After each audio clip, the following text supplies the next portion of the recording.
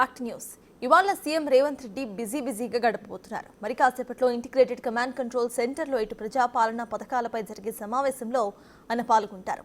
ఈ నెల 26 నుంచి అమలు కాబోతున్న పథకాలపై సీఎం రేవంత్ రెడ్డి సమీక్షిస్తారు. రైతు భరోసా, ఇందిరమ్మ ఆత్మీయ భరోసా, రేషన్ కార్డులు, ఇందిరమ్మ ఇళ్ల పథకాలపై చర్చిస్తారు.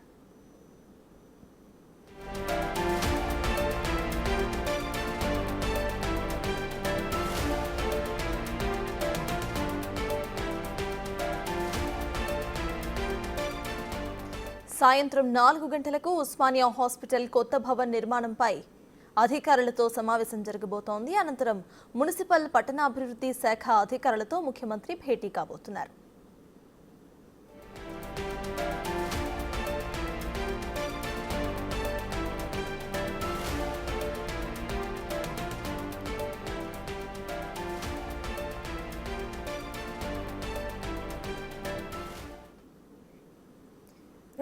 ఇవాళ జరగబోయే సీఎం రేవంత్ రెడ్డి సమావేశం ఆయన బిజీ స్కెడ్యూల్ గురించి పూర్తి డీటెయిల్స్ మా ప్రతినిధి హేమ అందిస్తారు. హేమ, చెప్పండి. ఆల్రెడీ ఆయన ఇంటిగ్రేటెడ్ కమాండ్ కంట్రోల్ సెంటర్ కి చేరుకున్నట్టుగా తెలుస్తోంది. సమావేశంలో వేటిపై చర్చించబోతున్నారు?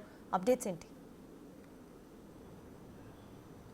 ప్రధానంగా నిన్న దావోస్ పర్యటన ముగించుకొని వచ్చినటువంటి సీఎం బ్యాక్ టు బ్యాక్ అయితే ప్రోగ్రామ్స్ పెట్టుకున్నారు. ఈ రోజు ప్రస్తుతం నేనున్నటువంటి కమాండ్ కంట్రోల్ రూమ్లో చాలా కీలకమైనటువంటి సమావేశాన్ని కూడా ఏర్పాటు చేశారు. ఇందులో సంబంధిత శాఖలకు సంబంధించినటువంటి మంత్రులతో పాటు అధికారులు కూడా ఉన్నారు. కాసేపటి క్రితమే కమాండ్ కంట్రోల్ రూమ్కి ముఖ్యమంత్రి రేవంత్ రెడ్డితో పాటు ఉత్తమ్ కుమార్ రెడ్డి, తుమ్మల నాగేశ్వరరావు, మిగతా మంత్రులు, అదేవిధంగా అధికారులు సిఎస్ శాంతికుమారితో పాటు మిగతా అధికారులు కూడా చేరుకున్నారు. ఇప్పటికే సమావేశం కూడా ప్రారంభమైంది. అయితే ఈ సమావేశంలో కీలకంగా చర్చించేటటువంటి అంశాలు ప్రస్తుతం గ్రామ సభలు ఏర్పాటు చేశారు. గ్రామ సభల్లో జరుగుతున్నటువంటి పరిణామాలు, అదేవిధంగా రైతు భరోసాకి సంబంధించి 26వ తారీఖు నుంచి ఏదైతే ప్రభుత్వం చేయబోతున్నటువంటి అనేక కార్యక్రమాలకు సంబంధించి, పథకాలకు సంబంధించి ఈరోజు చర్చించనున్నారు. ఇందులో ప్రధానంగా రైతు భరోసా కానివ్వండి, ఇందిరమ్మ ఆత్మీయ భరోసా, రేషన్ కార్డులు, ఇందిరమ్మ ఇండ్లు, ఈ పథకాలపైన కీలకంగా చర్చించనున్నారు. ఈరోజు చర్చలో భాగంగా రీసెంట్గా ఏదైతే గ్రామ సభలు ఏర్పాటు చేశారో, గ్రామ సభలు ఏర్పాటు చేసినటువంటి సమయంలో జరిగినటువంటి గందరగోళం, పబ్లిక్ నుంచి వచ్చినటువంటి రెస్పాన్స్, అదేవిధంగా కొన్ని ప్రాంతాల్లో గొడవలు అయ్యాయి. కాబట్టి అక్కడ అసలు ఏం జరిగింది, ఆ గ్రౌండ్ లెవెల్లో రియాలిటీ ఏ విధంగా ఉంది, కావాలని ఎవరైనా గొడవలు సృష్టించారా, లేదంటే అక్కడ నిజంగా నెగటివిటీ ఉందా, వీటన్నిటిపైన కూడా చర్చించే విధంగా కూడా తెలుస్తూ ఉంది. ముఖ్యంగా ప్రస్తుతం చాలామంది తమ పేర్లు లేవని, తమకు పథకాలు అందవేమో అని భయపడుతున్నారు. అలాంటి వాళ్ళని ఏ విధంగా గుర్తించి తర్వాత వాళ్ళపైన ఏ విధంగా వాళ్ళకు స్కీమ్స్ అందే విధంగా ఏ విధంగా చేయాలి అనే వాటిపైన కూడా చర్చించనున్నారు. ముఖ్యంగా అర్హులైన వాళ్ళందరికీ కూడా పథకాలు ఇవ్వాలి అంటూ కూడా పదే ప్రభుత్వం చెప్పుకొస్తూ ఉంది.